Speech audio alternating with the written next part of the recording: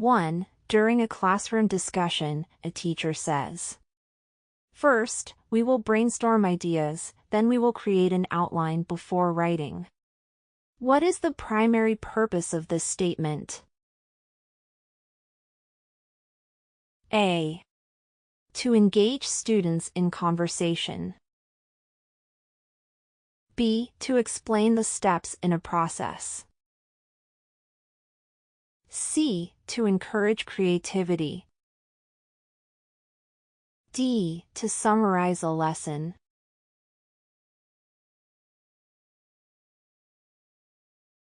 Two. A student listens to an audio clip about weather patterns.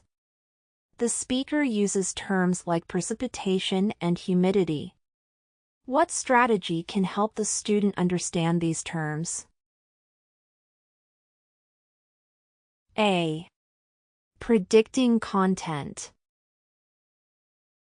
B. Contextualizing vocabulary. C. Listening for tone. D. Skimming text.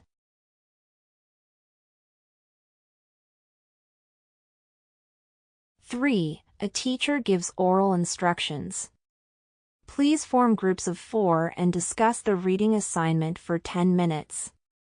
What skill is being assessed?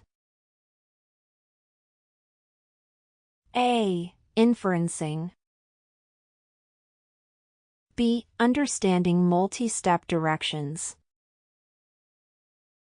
C. Identifying main ideas. D. Paraphrasing.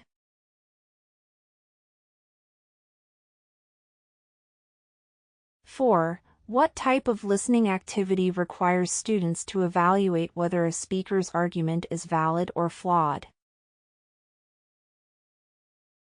A. Predictive listening. B. Inferential listening. C. Critical listening. D. Literal listening.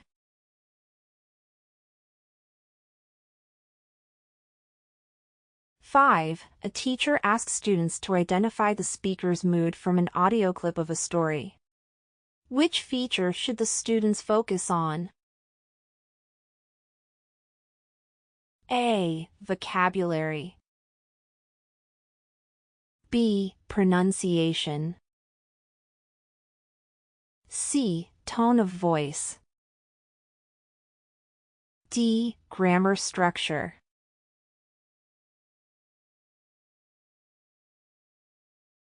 Six. A beginner-level English learner responds to the question, "What did you do over the weekend?" by saying, "Play soccer." This response demonstrates A. Advanced fluency. B. Academic discourse. C. Basic communication skills. D. Mastery of syntax.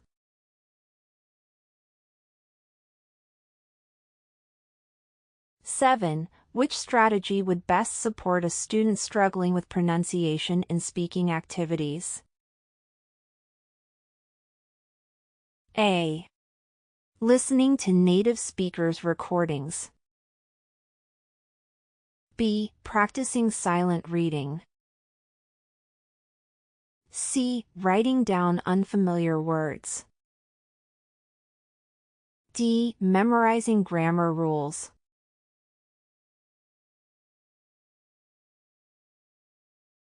Eight. During a role-play activity, a student uses the phrase, "May I borrow your book?" This demonstrates A. Use of social conventions. B. Misuse of modal verbs. C. Lack of vocabulary. D. Advanced academic language.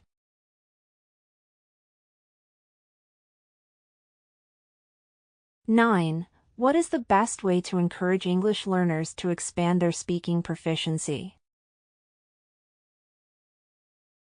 A. Assigning written tasks.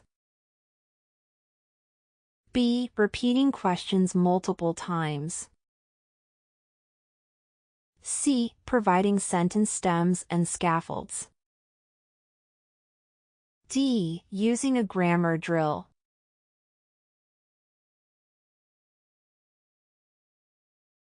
(10) A student retells a story with chronological errors but appropriate vocabulary. Which proficiency area should the teacher focus on? A. Fluency. B. Pronunciation.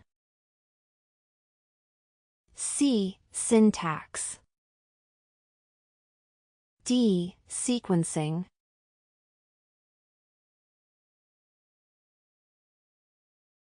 (11) Which activity helps beginning-level English learners recognize sight words effectively? A. Grammar worksheets. B. Reading high-frequency word lists. C. Writing essays. D. Listening to complex stories.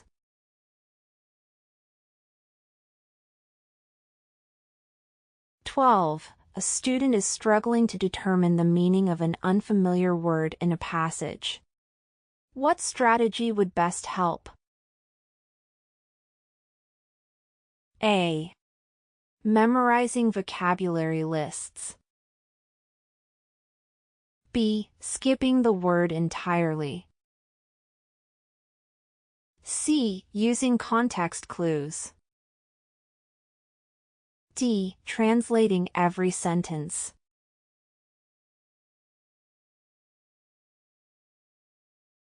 (13) In an informational text, a student highlights headings and subheadings. This strategy aids in A. Learning pronunciation. B. Identifying key ideas. C. Improving spelling. D. Enhancing fluency.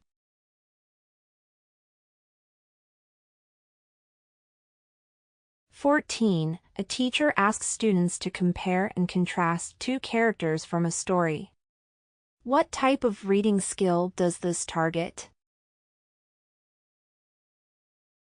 A. Literal comprehension. B. Critical analysis. C. Contextual prediction. D. Decoding words.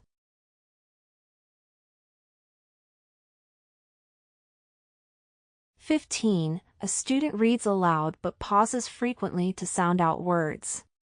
What does this indicate?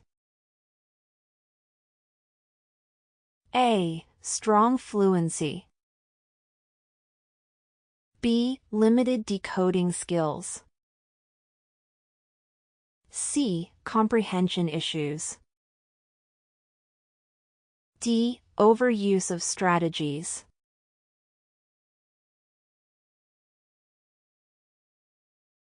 (16) A student writes, "Yesterday, I go to the park and play soccer."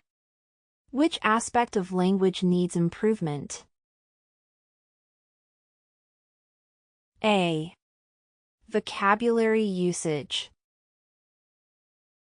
B. Subject-verb agreement. C. Sentence structure. D. Pronunciation.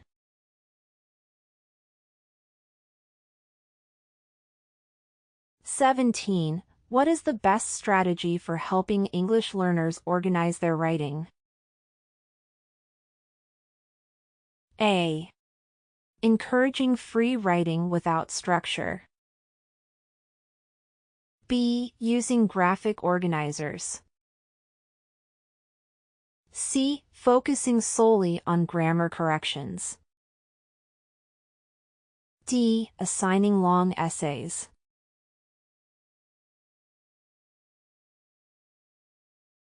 18. A teacher notices a student's writing lacks descriptive details.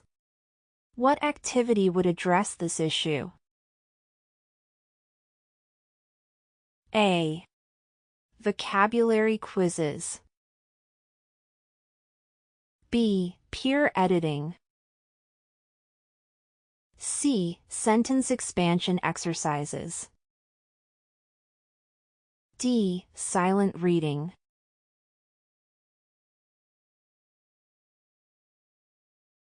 (19) A student's essay contains well-organized ideas but frequent spelling errors. Which instructional approach is most suitable? A. Grammar worksheets. B. Spelling practice. C. Oral storytelling. D. Vocabulary flashcards.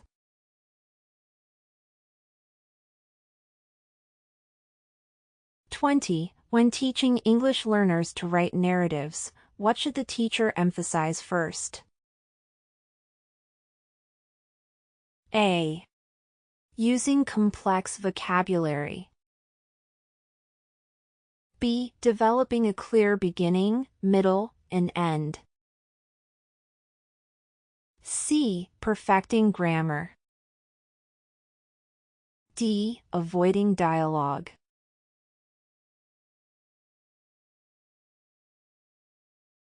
(21) Which sentence correctly uses the past tense? A. She go to the market yesterday. B. He walked to school last week. C. They running in the park now. D. I writes a letter to my friend.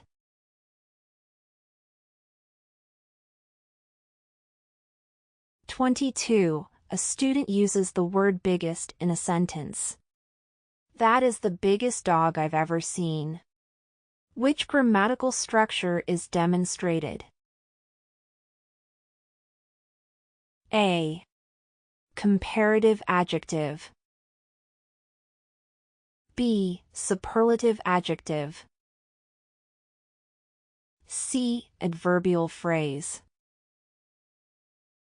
D. Present tense verb.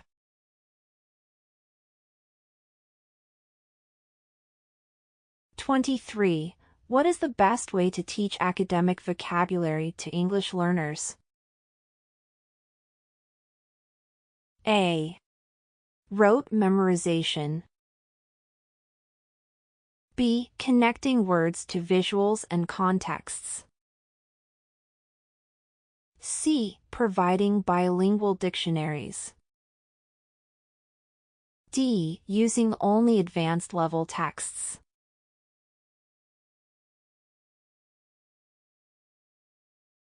Telpas. The Texas English Language Proficiency Assessment System, or Telpas, is a standardized assessment program designed to evaluate the progress of English language learners, or ELLs, in acquiring the English language. It is mandated by the Texas Education Agency, or TEA, and serves as part of the state's accountability system to ensure ELLs receive appropriate support. Here are 5 top beneficial uses of Telpas. 1. Tracking English language development. Telpas monitors the annual progress of English language learners, or ELLs, in 4 domains: listening, speaking, reading, and writing. This helps identify areas of strength and those needing improvement, ensuring students are advancing in their English proficiency. 2. Informing instructional practices. Results from Telpas guide teachers in tailoring their instruction to meet the specific language needs of ELLs. This data helps educators provide targeted support, enhance learning strategies, and adjust lesson plans to improve language acquisition. 3. Supporting program evaluation. Telpas data allows schools and districts to evaluate the effectiveness of bilingual and ESL programs. It helps determine whether the programs are successfully supporting ELLs and informs decisions about necessary adjustments. 4. Facilitating compliance with federal and state requirements. Telpas ensures schools meet accountability requirements under federal laws like the Every Student Succeeds Act or ESSA and state guidelines. It demonstrates progress in helping ELLs achieve English proficiency. 5. Informing reclassification decisions. Telpas results are used as part of the criteria for determining when ELLs are ready to be reclassified as English proficient. This ensures students transition out of language support programs at an appropriate time, setting them up for academic success.